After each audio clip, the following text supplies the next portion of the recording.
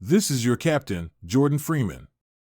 The words echoed through the cabin like a thunderclap, soft, steady, but enough to make Melissa Carter freeze mid-step. In that moment, she realized the very family she had quietly doubted from row one didn't just belong on this plane, they were connected to the one flying it. There was a beat, just a pause in the rhythm of boarding, the shuffle of carry-ons and greetings, that marked the start of something quiet but consequential. Melissa Carter, 42, standing straight-backed in her Navy uniform with her name tag glinting under the cabin light, had done this walk thousands of times. 15 years in the air, 15 years of checklists and peanut requests, of corporate smiles and subtle instincts. She thought she knew people.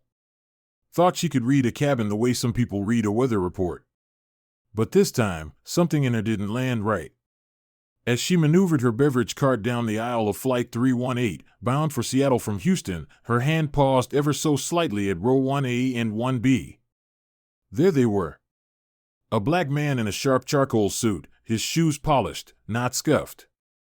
Next to him, a woman with regal posture, dressed in a structured cream blouse and tailored slacks, a leather bag tucked under the seat. And beside her, a boy around 11, short locks framing a round, thoughtful face, a sketch pad already balanced on his knees like he had been drawing the whole time. Melissa's smile appeared, on schedule, like always, but it didn't reach her eyes. "Excuse me," she said, voice coated in professional warmth but with an edge, "are you sure you're in the right seats?" The man, calm and unrushed, looked up from the tablet in his lap. "We are," he said, not coldly, not even defensively. Just with a tone that made clear he didn't feel the need to explain anything further. The woman beside him didn't speak. Her eyes met Melissa's with the kind of stillness that was louder than any words. There was no confusion in them, no apology, no fear. Just presence. Melissa's smile tightened. "Just checking," she added with a faint chuckle. "We've had some upgrade mix-ups lately. Sometimes people get bumped up and don't even realize it."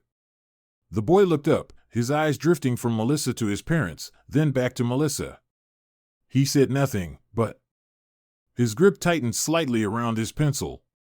Melissa lingered for half a second longer than needed, then moved forward, pushing her cart, not far, just enough to lean over toward Taylor, the young flight attendant shadowing her on this leg of the route. "First class used to be predictable," she murmured, not quiet enough.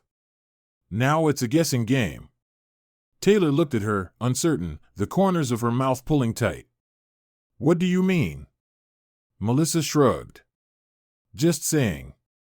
You used to be able to tell who belonged up here." The words came out casual, practiced, dismissive, like she'd said them before. Taylor didn't respond. A few rows behind, and seat 2C, Henry Walsh, a retired high school history teacher with a faded Houston Astros cap in his lap, shifted in his seat. He hadn't caught every word, but enough to know the air had shifted. Across the aisle, in 3B, a college student with only one earbud and had paused her music, pretending to scroll her phone while subtly angling her head toward the front. Back in row 1, Renee Freeman calmly pulled a journal from her bag and began to write. Not furiously. Not with drama. Just steady. Like it was routine. Miles reopened his tablet and resumed reading. Noah leaned in toward his mom, whispered something only she could hear. She responded without looking up, a faint smile on her lips, her hand gently resting on his wrist. Melissa didn't notice any of that.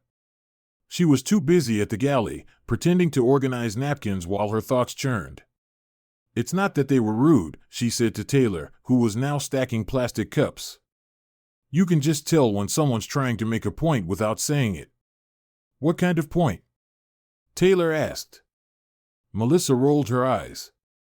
"Like, look at us, sitting up here." Her voice dropped, suspicious. "And who brings a kid in first class anyway?"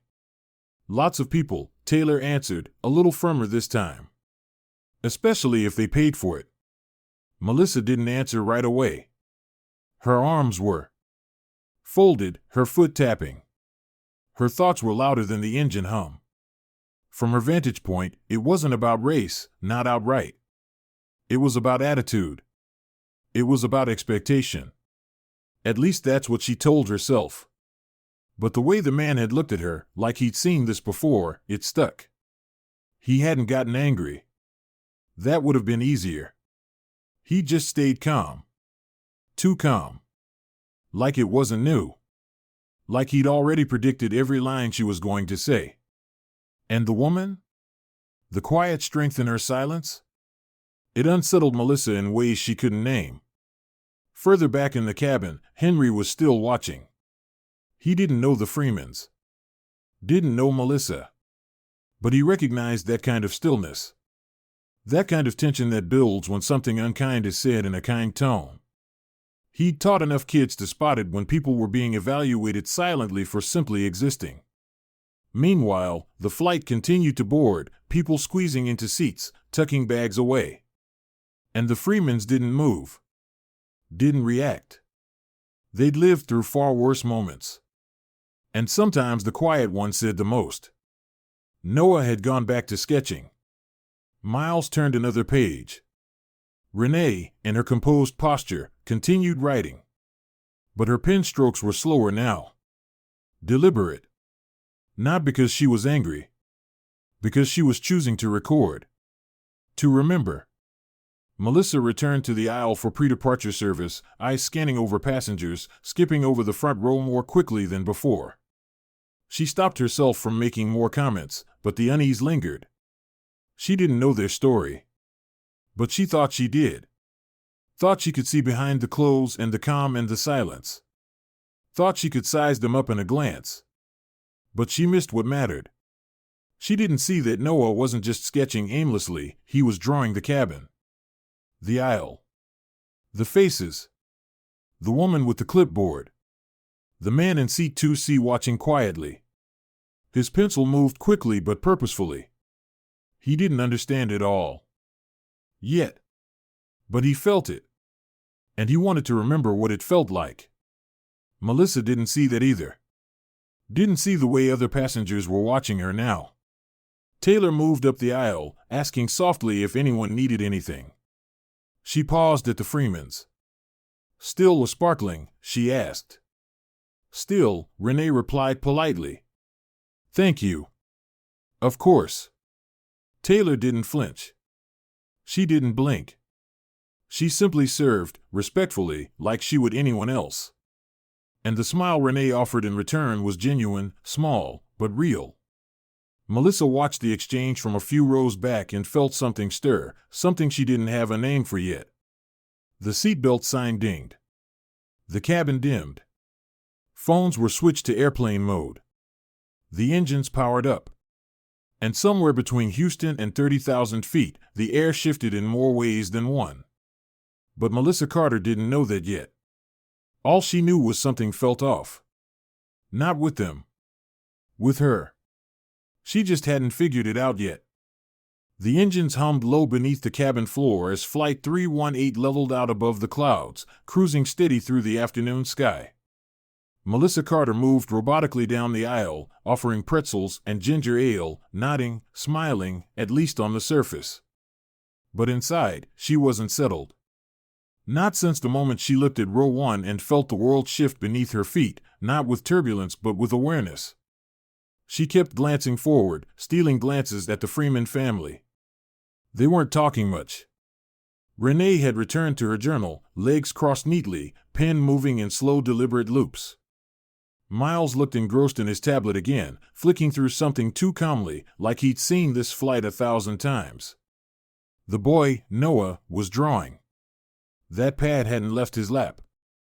His pencil scratched softly, occasionally pausing as he glanced up toward the aisle, then back to the page, then toward his mother.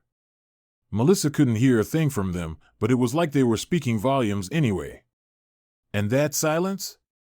It was louder than she liked. Her chest had been tight for the last 30 minutes, like she'd inhaled something bitter and couldn't quite clear it out. She'd stopped talking to Taylor, hadn't made another comment about upgrades or predictability. But Taylor had noticed the change. Everyone had. Even the woman in 3B with the earbuds still half hanging out. Even Henry in 2C, who now seemed more alert, arms folded as he stared toward the front of the cabin with narrowed eyes. They all felt something had happened, even if no one could quite name it. Then the plane jolted. A sudden dip, a quick lift, nothing extreme, but enough to rattle tray tables and press fingers into armrests. A murmur rolled through the passengers as heads turned and seatbelts clicked tighter. Melissa instinctively reached for the PA, but before she could lift the handset, a voice came through the overhead speakers, steady, calm, controlled. "Ladies and gentlemen, this is your captain speaking. We're experiencing some light turbulence. Please remain seated with your seatbelts fastened. We're working to find a smoother altitude." There was a moment of silence after, just a beat. And then the voice added, "This is Captain Jordan Freeman. We'll keep you updated as conditions change."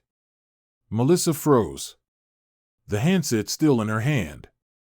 Her eyes jerked toward the front of the plane, as if the cockpit door had whispered something she wasn't meant to hear. She turned to Taylor slowly, her voice barely a breath. Did he say Freeman?" Taylor nodded, cautiously. "Yeah. Jordan Freeman." Melissa didn't respond. She turned and walked briskly to the galley, her heart now thudding harder than the engine. She reached for the passenger manifest clipped to the side wall and scanned it like a woman trying to confirm a bad dream. 1A, Renee Freeman. 1B, Miles Freeman. 1C, Noah Freeman. Her throat dried. She read it again. And then again.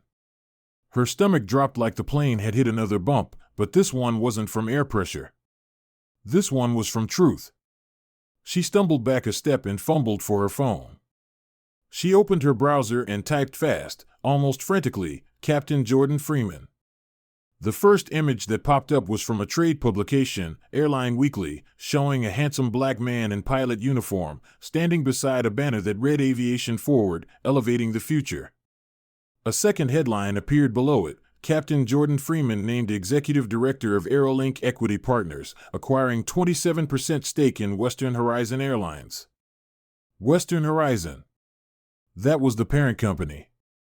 That was their company.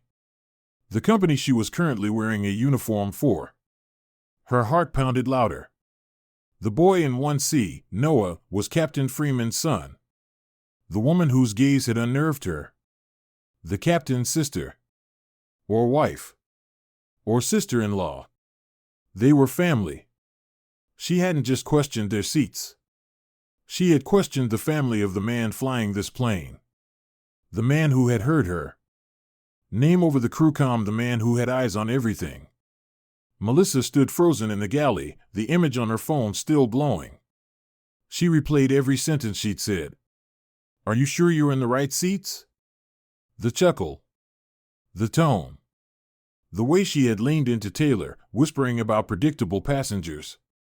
Every comment now echoed in her skull like a judgment spoken in a hall of mirrors. But it wasn't just that they were connected to power. It was that they had said nothing. Had given her no venom. No pushback. Just calm. And she'd mistaken that for superiority. No, she'd assumed it was performative. That's what gnawed at her now. Melissa turned slowly, peeking through the curtain toward row 1 again. Renee was still writing, expression unchanged. Miles had his hand resting gently on his son's shoulder as the boy kept sketching. Noah's eyes flicked up, right at Melissa. He didn't frown.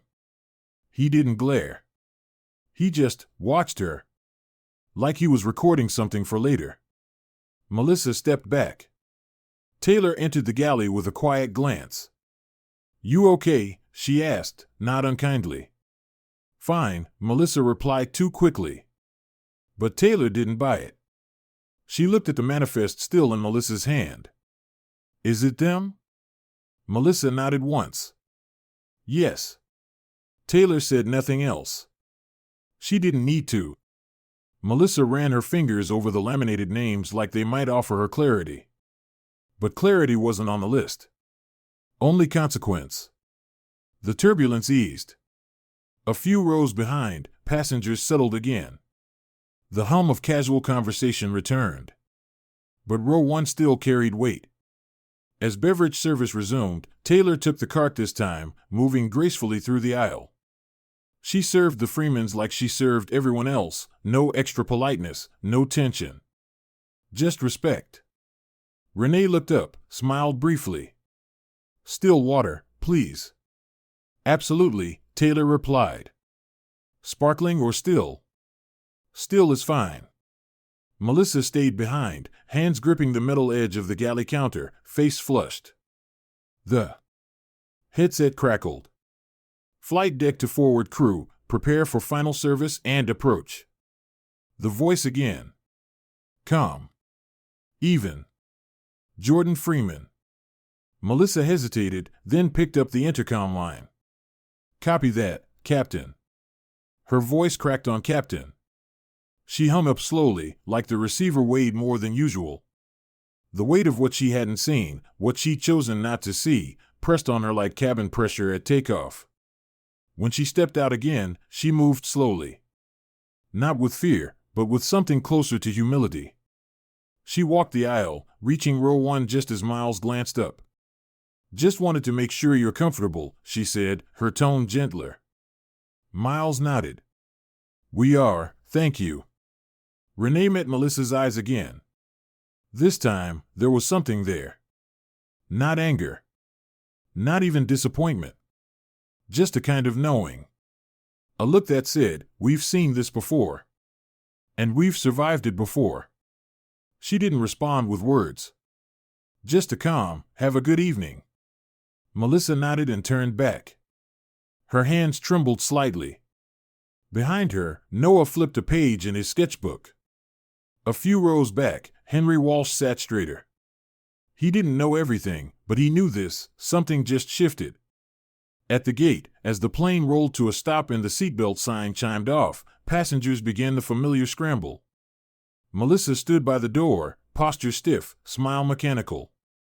But this time, she wasn't thinking about pre-boarding procedures. She was thinking about what the captain had seen. About who he had heard. The cockpit door opened. Captain Jordan Freeman stepped out, tall, crisp, expression unreadable. Melissa nodded. "Everything goes smoothly, sir?" Jordan held her gaze.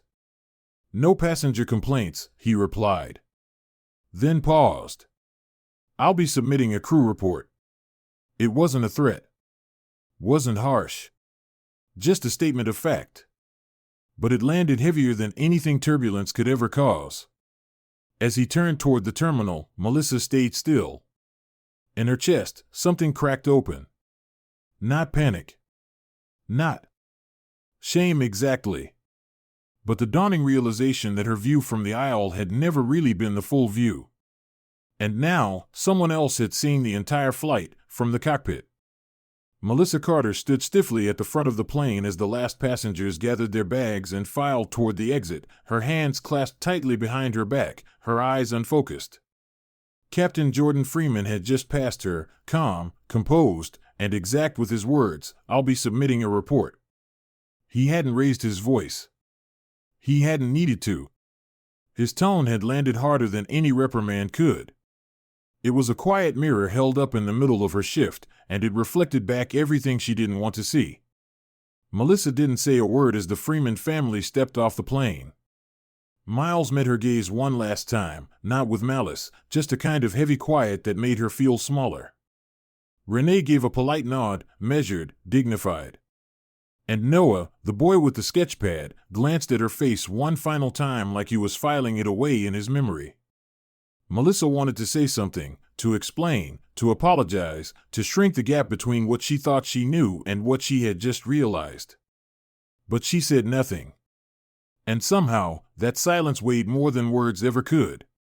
Back in her apartment that night, the uniform hung on the back of her bedroom door like a suit she no longer fit in. The walls were still, the hum of her air purifier the only thing keeping time. She sat at her kitchen table with a mug of coffee she hadn't touched, her phone lying face up in front of her. It buzzed once the HR. Then again, corporate compliance, Western Horizon Airlines. She didn't answer either. Not yet. Her laptop was open to a tab she couldn't stop staring at, a press release titled Aviation Equity. Captain Jordan Freeman joins leadership team with historic investment partnership. His smile in the photo was proud, grounded. He stood beside the airline CEO. The caption mentioned Renee by name too, diversity strategy consultant and advisory board contributor. Melissa's throat tightened. She remembered their eyes. The way they didn't flinch. The way they didn't return her energy. Didn't fight her tone with tone. They didn't need to. They'd already done this too many times. And yet, they still moved with grace. Her phone buzzed again. This time, a voicemail from Human Resources. She finally tapped play. Hi Melissa, this is Dana from HR. Thanks for your service on Flight 318. We've reviewed the in-flight report from Captain Freeman and a crew member log. While there were no direct passenger complaints filed, we've flagged several behavioral patterns for internal review. You'll be scheduled for our upcoming bias and cultural sensitivity training series. Attendance is mandatory for continued duty eligibility. Please check your employee portal for details. Let us know if you have questions. The message ended. Melissa sat in silence. It wasn't the worst outcome. She hadn't been suspended. She wasn't being fired. But she didn't feel relieved. She felt seen. Not in the way people want to be seen, but in the way that strips down every excuse you've ever built. And all that was left now was the truth. She opened the employee portal. There it was. 3 sessions over 10 days. The header read, "Bias doesn't always shout, sometimes it whispers from the mouth of certainty." She hovered her cursor over the first link. She didn't click it yet. Not because she didn't want to, but because part of her still wasn't ready to admit how far off course she had flown without ever noticing. Across town, in a quiet brownstone near the waterfront, the Freeman household was already back in motion. Miles sat in his study, reviewing slides for an upcoming keynote at the Pacific Equity and Leadership Conference. Renee was on a Zoom call with the airline's senior board, debriefing the training initiative she'd proposed months ago, one she would now volunteer to lead, pro bono, following the experience on Flight 318. Her tone was steady. She wasn't interested in punishment. She was focused on progress. Meanwhile, in the living room, Noah sat cross-legged on the floor. Sketchpad in his lap. His pencil moved lightly over the page, crafting the curved belly of a jet, the window rows dotted with faces, faces of all shades, all ages. A man with a yarmulke. A woman in a hijab. A teenager in a wheelchair. A pilot's seat sat empty at the front. Renee walked past him and paused. "Who's flying the plane in that one?" she asked softly. "I don't know," Noah replied without looking up. "Maybe all of them." Renee smiled, brushed his locks back from his forehead, and kissed the top of his head. "Maybe that's how it's supposed to be."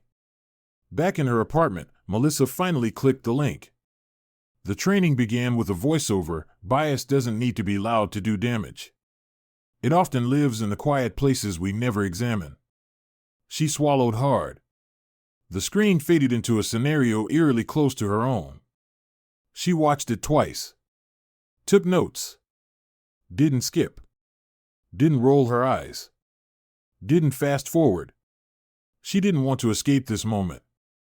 She wanted to learn how not to repeat it. When the final video ended, Melissa closed her laptop and opened a drawer in the kitchen. She pulled out a notepad. For a long time, she just stared at the blank page. Then she began to write.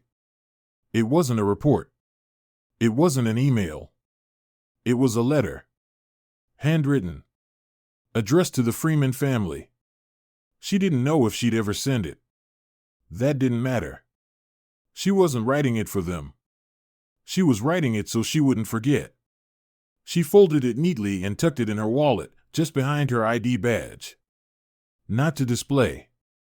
Just to carry.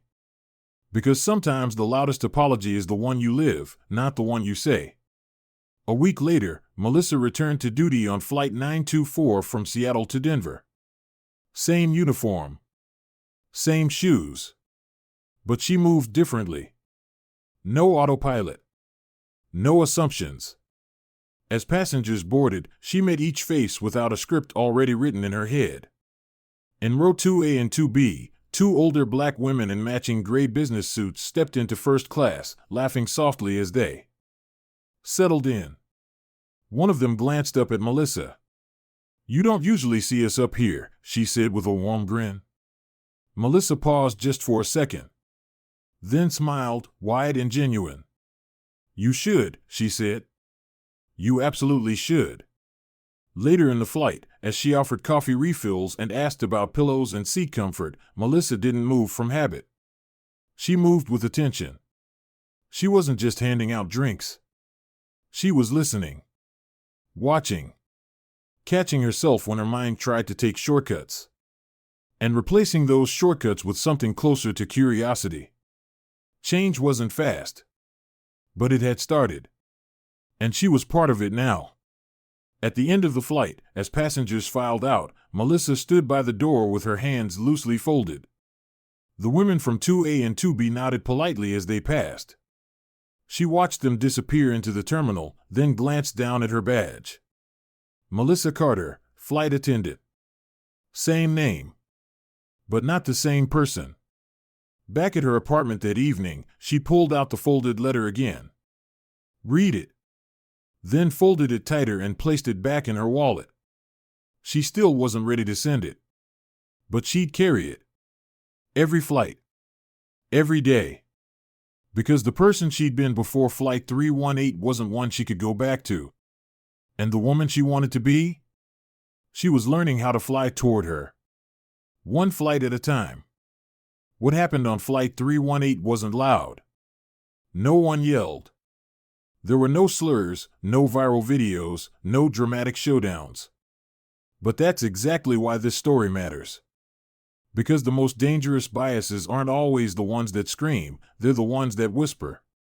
They're the ones that show up in body language, in assumptions, and the subtle narrowing of your gaze when you think someone doesn't look the part. And they happen every day. Quietly. Repeatedly. Unchecked. Melissa Carter didn't think of herself as biased.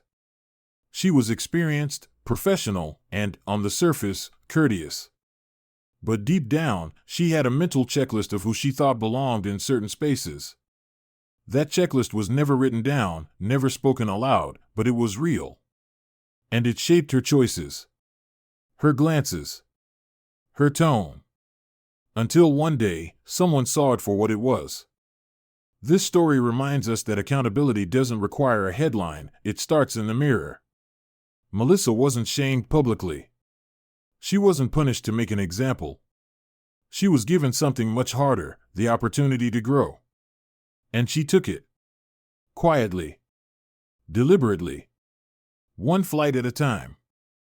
If you've ever found yourself jumping to conclusions, even silently, if you've ever judged someone's place based on how they look, how they speak, or how they carry themselves, pause.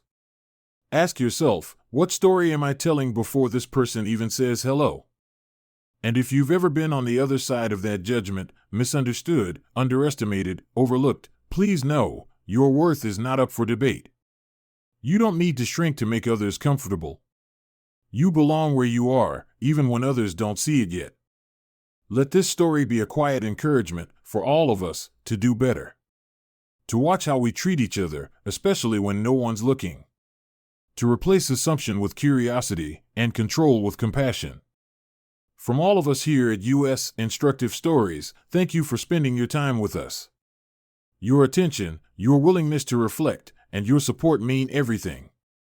We tell these stories not just to entertain, but to open hearts and start conversations that can lead to change. If this story resonated with you, share it with someone who needs to hear it. And if you've ever been like Melissa, or like the Freemans, may you carry this lesson into the world with courage and grace. We've got more stories coming. Real human stories. The kind that don't always make the news, but change lives quietly, one encounter at a time. Until next time, thank you for watching. Stay kind. Stay curious. And remember, Change starts quietly, right where you are.